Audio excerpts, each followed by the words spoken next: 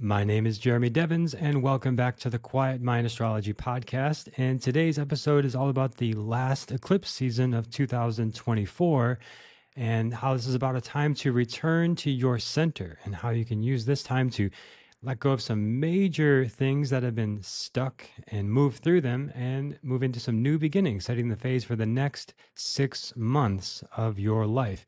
These eclipse seasons are portals, a transformational time to end one chapter of life to start the next chapter of your life. I'll talk about how you can break that down and interpret it for yourself.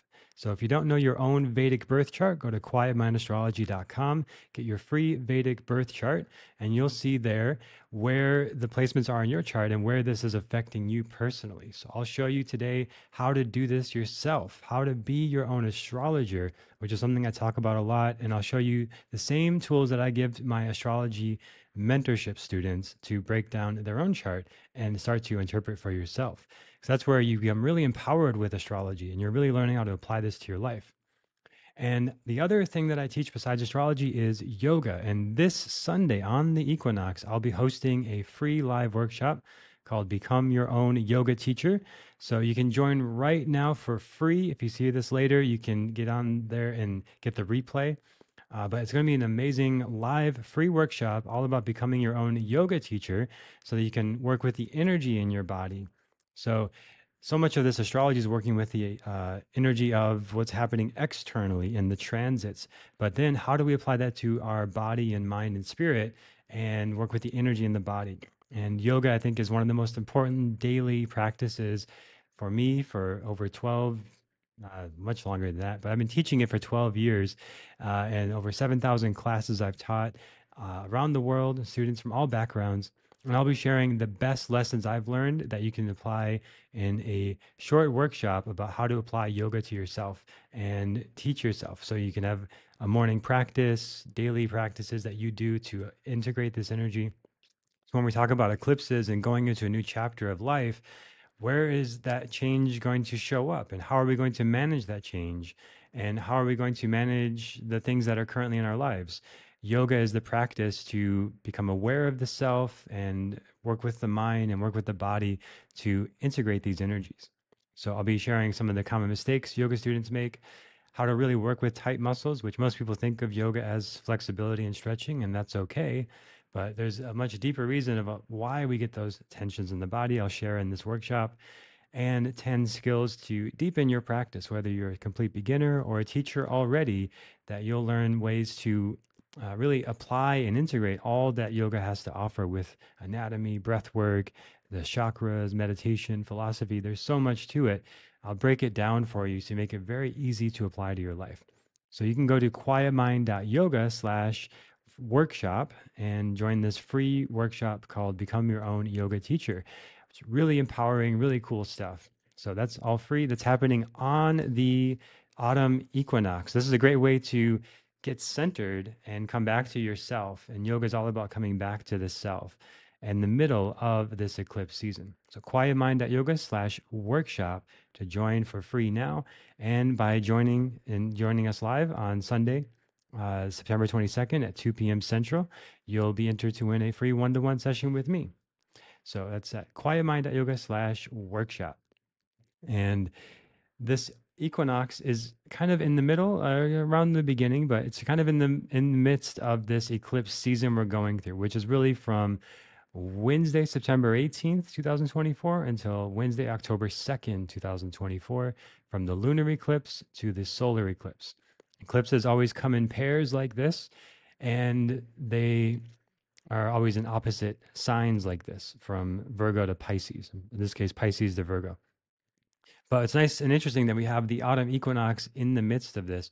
So I think of this as a time right now towards the fall season of 2024 to come back to your center, to go through the lunar eclipse of September 18th, to bring some closure to some things from the past, to let some things go, to become aware of your shadow, bring some things to completion, and end some cycles, reveal some truths, connect your intuition, and create space for the solar eclipse, the new beginnings on October 2nd. So if you're listening to this as I posted on September 20th, we're just past the lunar eclipse. So this may have already happened for you, where you feel like you've revealed some truths, things that needed to come out. You've gotten to some completion of some cycle, some closure in your life. Now, what that means, where it is for you, you're going to need to look at the houses.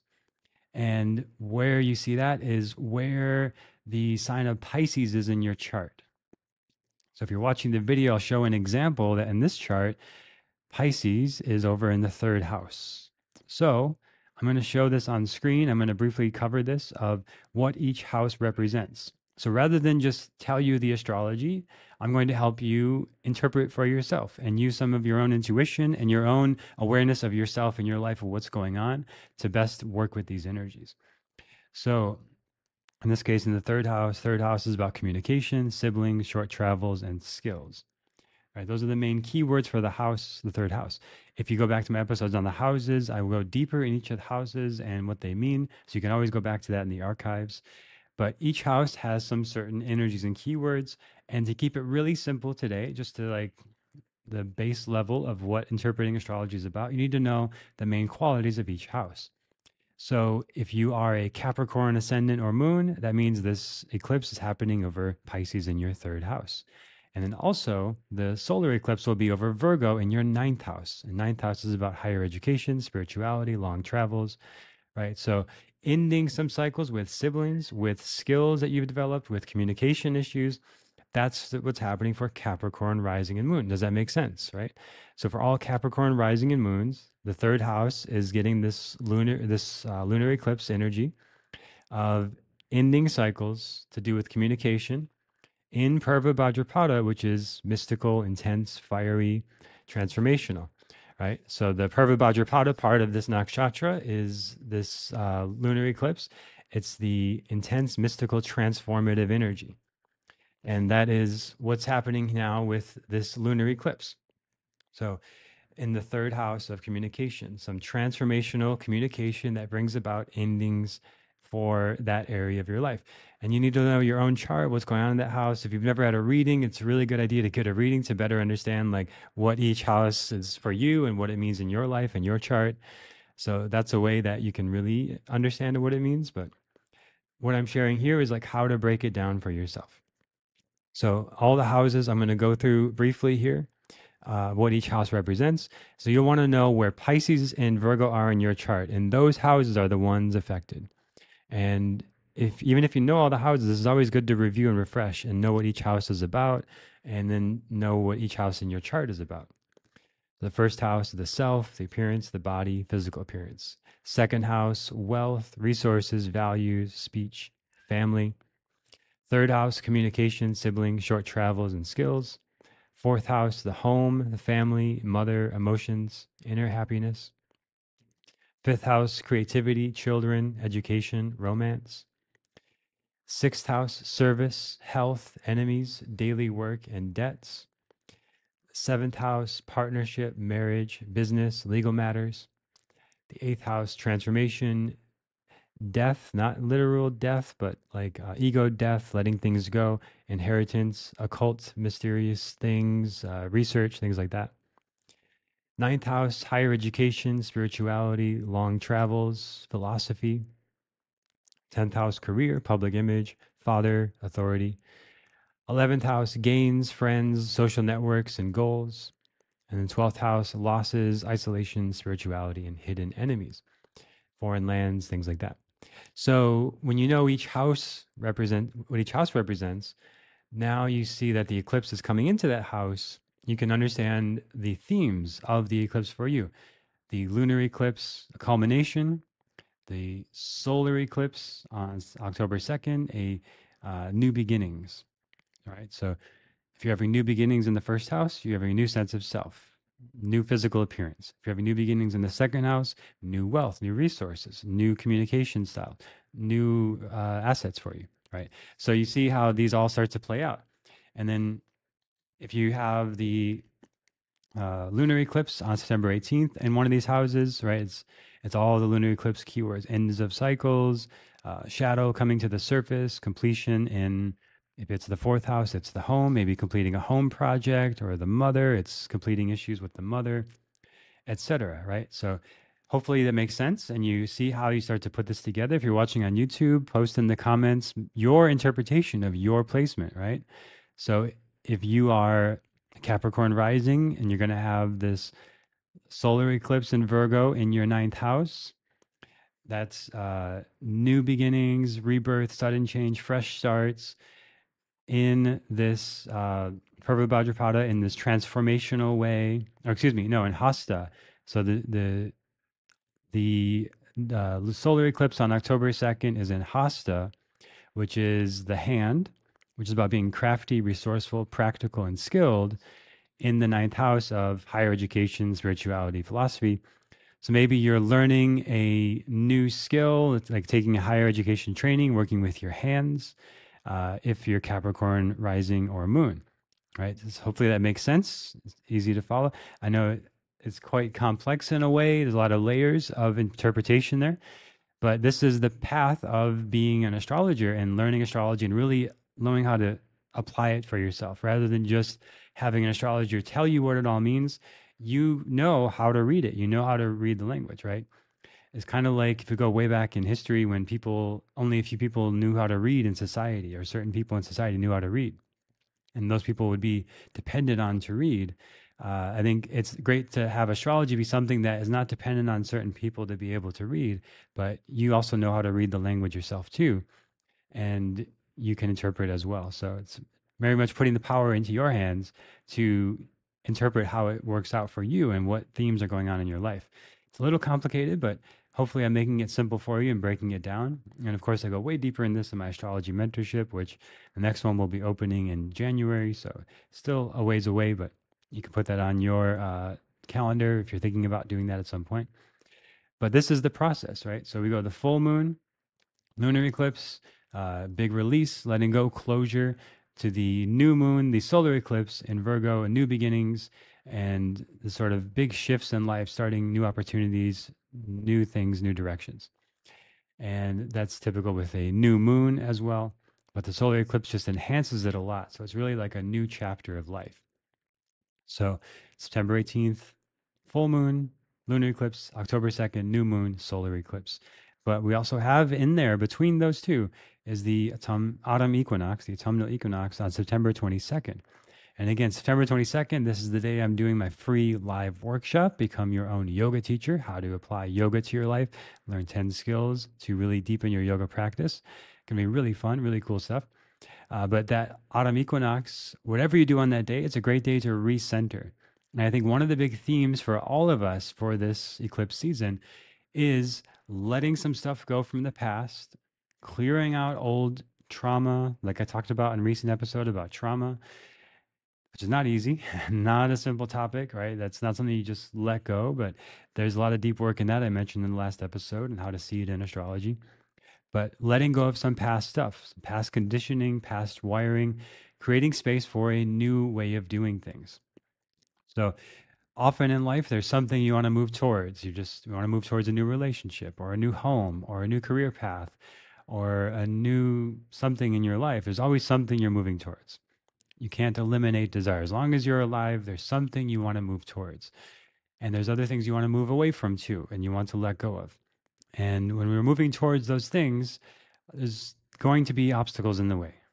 Fears, uncertainty, anxiety, imposter syndrome, doubts, all these kind of things are going to come up and possibly stop us from moving towards the thing that we want or keep us away from the things that we want. And as we become self aware through practices like yoga and meditation, we start to observe those patterns and now have choice in how to respond to them. So, what the average person is doing is just saying, okay, maybe I want to have this healthy relationship, but then the unconscious patterns start to just play out. Blaming the partner, being dishonest, whatever, running these patterns without consciously being aware of, oh, that's interesting. I notice I'm blaming this person. And if I go deeper into that, I notice that this was a pattern from my childhood or something like this. It almost always goes back to the childhood. You can't avoid this.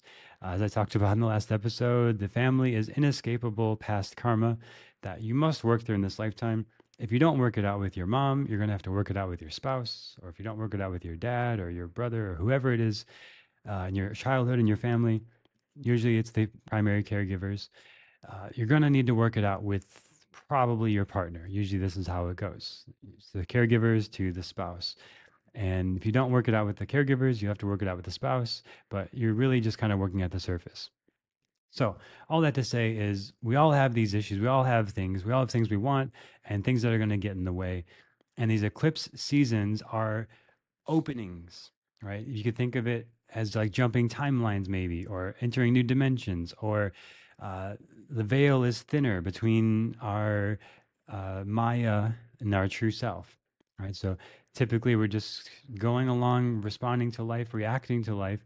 But when we have awareness, we choose, we can have choice. We can have choice of, okay, I could blame in this situation, or I could run in this situation, or I could do this pattern that I notice have observed has become a pattern in me, or I could do something different. So yoga, that's why I teach yoga and astrology. Astrology is the recognition of the patterns. Yoga is the ability to choose how to respond to the patterns. And it's really developing the skill of awareness to observe patterns. And astrology is showing the patterns through astrological cycles, through just seeing so many charts. So many people have this same placement and they have this same pattern, but we always have choice. We always have free will. So just because somebody has moon in Scorpio, for example, doesn't mean they're going to be manipulative, or moon in Jesta or something. They're not. They're going to be suspicious of everyone. That's one potential expression. Or it could be Moon in Scorpio and they're very, very deep. They're great at Moon in Scorpio. People are great at IT jobs, engineering jobs, surgeons, research, psychology jobs, going deep with things. A lot of great things there. But there is a dark side. There's always a shadow, a dark side. And the lunar eclipse always brings that shadow more to the surface, more visible, more easy to see and have choice in. And the shadow is very easy to see when you point a finger at someone else, when you judge someone. They are always late. They don't care about me. They always say this. They're just that way. Those are really, really, really valuable insights when you have a judgment. And if you're like me, like a Virgo, there's a lot of judgments. So you might have more or less of those, but everyone has them in some degree. And if you write those judgments down, they are blah, blah, blah. Turn it into you are blah, blah, blah. You are not worth investing the time and energy in. That's a pretty harsh judgment, right? If you really don't like someone, you might say something like that. You are not worth my time and energy. Turn it around. This is how you do shadow work. You judge someone else and then turn it around on yourself and say it to yourself. You are not worth investing time and energy in. Oof, that's pretty harsh, right? It's pretty intense stuff, something to say to yourself. And there's probably, not always, but probably some truth in that you are judging yourself that way, that you don't think you are worth your time and energy. And then you think other people don't think you're worth their time and energy. That's a pretty intense thing to put on somebody, and really intense to put on yourself. So you don't see it as happening to yourself when you project it on others. What is hidden, repressed, or denied in the self will become exaggerated in others so that we can more easily see it and address it. Why do we do this as humans? I don't know. But it's part of the human experience to have this limbic system and emotional brain, and we are emotional, relational creatures. That's how humans have evolved and how we survive. And we've only recently been able to build up our ivory towers and detach from everyone else and be isolated and make this big pile of me, me, me, me, me, and Instagram with perfect selfies and all that, and become narcissistic. This is a very recent development to have such a high level of potential narcissism and self sufficiency. But as at a base level in our wiring and our biology, we are social creatures. So we understand and learn about ourselves so much through social interaction. And these eclipse seasons gives us the opportunity to see how we are showing up, how we are relating to others, how we are relating to ourselves, and what patterns are there so that we can potentially jump onto new timelines, new dimensions, right? If you look at quantum physics, this idea of different timelines is not far fetched at all. It's not crazy. It's not some hippie idea. It's actually most likely the reality that there's just infinite timelines, infinite universes of every possible decision you made. that are playing out. You made a decision to listen to this episode of this podcast, and you didn't make a decision to do something else, and now you're on this timeline. And there's this idea that you could potentially just through self awareness see patterns and just stop playing those patterns out. Stop judging that person, stop judging yourself. And when you see that judgment and you do the shadow work, okay, you are blah, blah, blah, you are blah, blah, blah, turn it around. I am blah, blah, blah, I am blah, blah, blah. Then you see how that really feels and how limiting that can be, how harmful that can be, how destructive that can be. It becomes very easy to just stop it. You don't have to do a ton of work necessarily. It could be. It could be that you need a lot of work in therapy and support and practices, but it might be as simple as just hearing that judgment turned back on yourself. Instead of pointing one finger out at someone else, you're pointing three fingers back at yourself, and you see that and feel that. It becomes very easy to make the change. Awareness is always the first step in any sort of change. So this is why I teach yoga practices. Yoga is the practice of self-awareness so that you can realize your true self and observe your small s self, as I've talked about in recent episodes, and then have choice. Okay, I have this pattern of anxious attachment style or an avoidant attachment style. These are very common attachment wounds that very worth looking into if you're not familiar. The book Attached, great research, great tool to understand yourself in relationships. And see, okay, you have this avoidant attachment style. So your fear of intimacy, you need a lot of space, and you can see that pattern. And you can start to see the judgments in it and judgment of the other person and start to be aware of those patterns. You might do the shadow work of turning the judgments around. You might just need to see, okay, there's a pattern playing out and what is happening that I am being this way. And it's going to be different for everybody. So I can't just give you any answers here, but I can point you in these directions of where to look for the answers in yourself. So when these eclipse seasons come up, it's this portal opening up in the universe to say there's potential for major change now. And if you want to go through it, if you're ready to go through it, there's a lot of support around you, a lot of situations and circumstances happening around you that will help initiate, help move, and push that sort of movement forward. Synchronicities happening, patterns not working anymore, behaviors that you had that were helping you get a result are not working anymore, or certain behaviors that have been helpful are like really kind of saving you, right? If you notice that like having a evening journaling practice has been helping you really level out and avoid a lot of miscommunications or something like that, then you start to realize that's actually going to really nourish you. Or going to bed at a certain time, or positive habits or negative habits become very obvious at this time.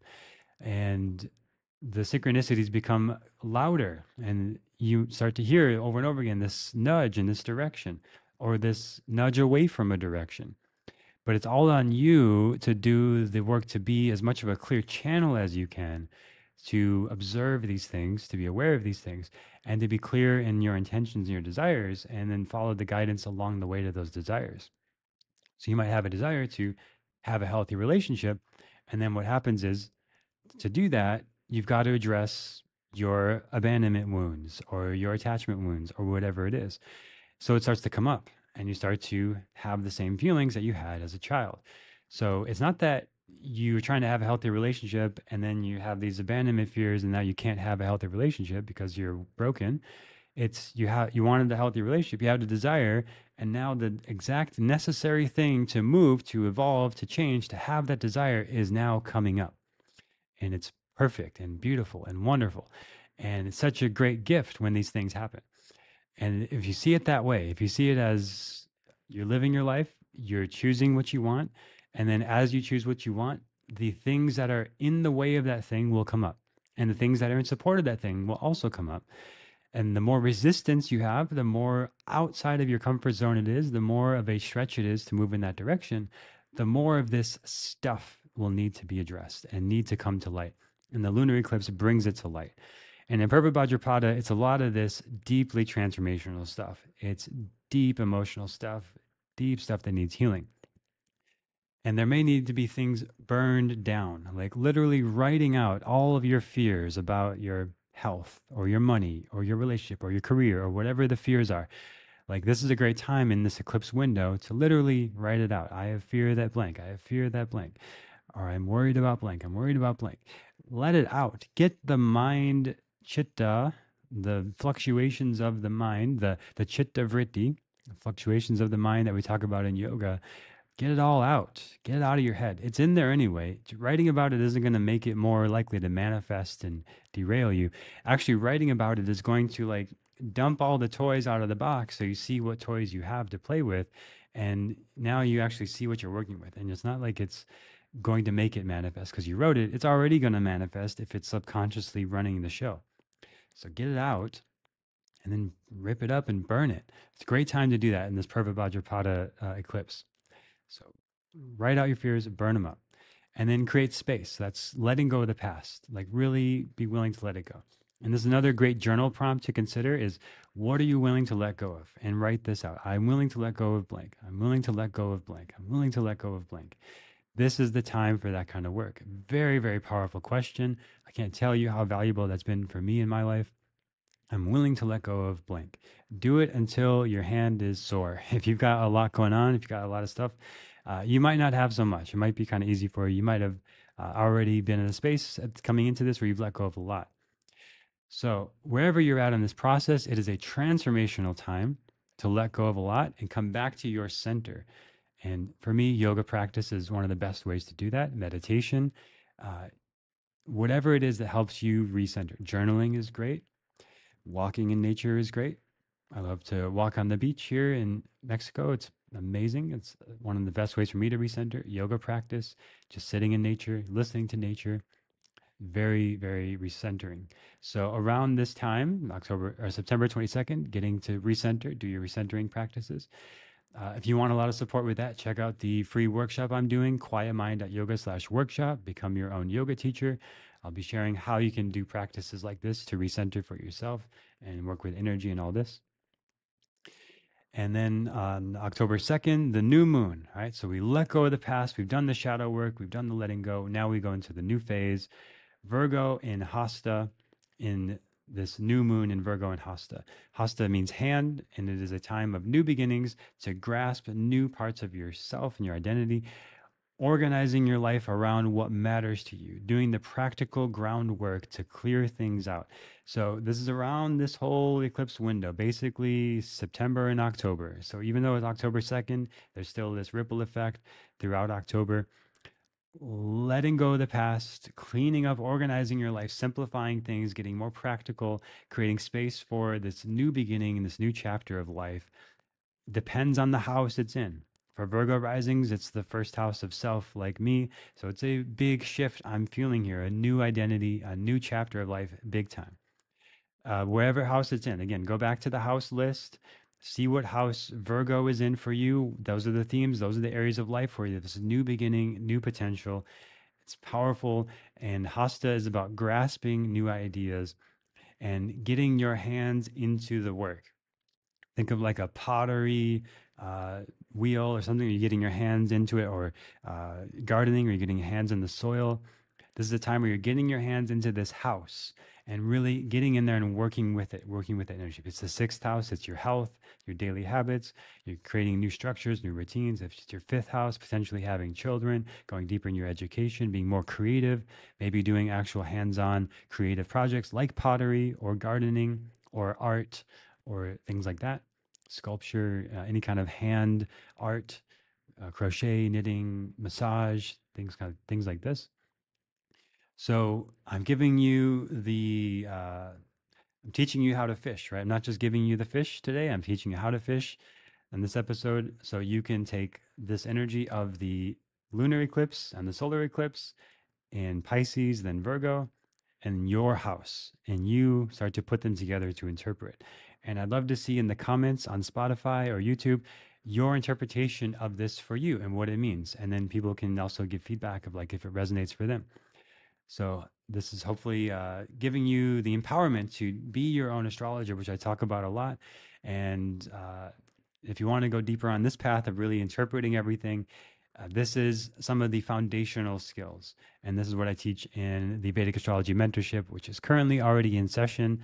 And we have an amazing class going on. So the next one will be in January if you want to join in January 2025. So that's our look at the eclipse season. It's a big transformational time. I'm feeling it a lot. I've been doing some really deep healing work myself, as you might pick up on through these last episodes and this episode. I'm just really uncovering a lot in myself and feel like I'm more connected to my heart, even more at a deeper level than I have been, and like uncovered some deep stuff that needed healing and attention. And so beautiful, so much emotional release and healing in that for me. And it's going to be different for everybody, and depending on the dasha you're in, the placements in your chart, on top of this transit and the other transits going on. Right. So everyone's different. You can't say the eclipse is just one way for everybody, but we can say these are some of the themes that are going on. And you, as the student of astrology, can start to put it together how it works for you. I know it's been really big for me and really beautiful, really challenging. I've definitely needed to use my resources and my practices and my support and my friends and my network, and reach out for support through this transit and through these transitional transformational times. I even got a little burn on my thumb the other day just after the eclipse, and Purva Bhadrapada is about going through the fire of transformation. I haven't had a burn in a long time, but if you're on the video, you can see a little blister on my thumb there. Very fast, very unexpected little burn from a candle. But hey, it's part of the process, part of the purification, transformational process here. And another little symbol of this Purva Bhadrapada energy, which is purifying and cleansing and letting go of the past and beginning this new phase. So that's our look at the eclipse season, the end of 2024. I'll do a brief little view of the transits happening this week, right? So we have Mercury moving into Uttara Falguni. If you're looking on the video, I showed this on September 21st. Mercury there in Uttara Falguni, just for 6 days, bringing this more fun-loving expression into our communication.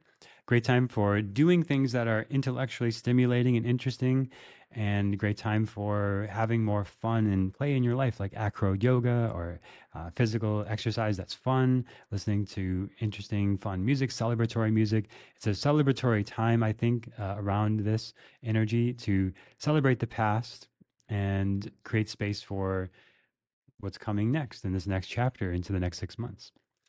Mercury in Virgo on September 22nd.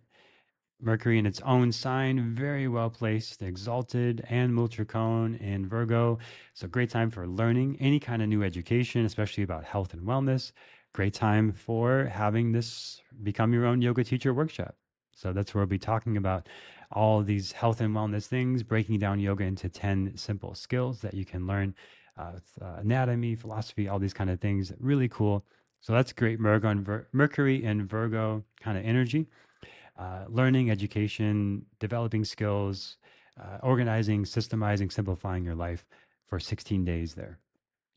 Then also on that day, the autumn equinox, the day where the sun and night are equal length. Great day for centering practices, pranayama practices, things like this. Then on September 23rd, Venus moves into Swati Nakshatra in Libra. And we got Venus in Libra, such a beautiful, harmonious energy. And in Swati, now finding a balance in relationships and in your artistic expression. Swati is a very adaptable energy. It's ruled by Rahu, so there's a lot of desire now coming to the surface. Desire for what you want to create, where you want to move. Hopefully, through the eclipse, you've let some stuff go, and now Venus and Swati is inviting you to touch into your desires and really get clear on your desires. And a great journaling practice for this is desire inventory, just writing down, I want blank, I want blank. And then on Thursday, September 26th, Sun moves into Hasta Nakshatra in Virgo. So Sun in Virgo, ruled by Mercury, exalted. So this is a very powerful time, again, for learning, education. And Sun in Hasta, where we have the eclipse happening as well. Hasta is the hand. It's about grasping things and working with the hands. Great time for doing any sort of hands-on work, massage, gardening, all the things I talked about before, and grasping new ideas and learning new things that make us feel more confident in ourselves and empowered. So again, yoga practice is very, very powerful in Sun and Hasta. Sun salutations as a practice during this 13 days, very valuable. Working with the hands, working with the body to feel empowered, inspired, energized, working with weights, lifting weights, things like this, very, very favorable. And communicating well. It's a great time for communicating about anything that's important in your life, sharing ideas If there's any sort of work movement, like hiring, firing, transition, meetings, things like this, very favorable time for work communications as well, and stepping into your power and your leadership. So those are the transits happening this week from the Friday forecast. So that's our look at the eclipse season. Thank you for listening and look forward to sharing more with you next time on the Quiet Mind Astrology podcast. Again, join me this Sunday on September 22nd at 2 p.m. Central for the Become Your Own Yoga Teacher Workshop, quietmind.yoga/workshop. I'll be sharing the most common mistakes that yoga students make. You're probably making them. I made them too myself. Well, I'll share the real reason you get tight muscles, which for years I struggled with. I had tight shoulders, tight hamstrings, low back pain, and I was doing all the things that made it worse through yoga. I thought doing yoga, everything's going to be good, but no, I was actually making it worse in my yoga practice. And you might be too. If you're waking up with pain, if you're having chronic pain, there's some things that you can do in yoga that will make it worse and things that will make it better. Not all yoga is just going to make it better. And then I'll share 10 skills to deepen your practice. Based on my many years of teaching, many hours of teaching, I've distilled it all down to 10 main skills. And when you think of it this way, it makes yoga so fun to learn and so interesting. And it's almost so much easier to gain the sense of mastery of yoga. Like you really get it. Oh, I see how I can really learn the philosophy and the history and the asana and the anatomy and the chakras and the meditation, all the things, but it seems so much simpler with this framework. So I'll be sharing that framework, and it's something I've gotten amazing reviews about. I've been hosting this my Quiet Mind Yoga teacher training now. This will be the 8th time I'm going to host it in October. We're starting on October 1st, the next teacher training.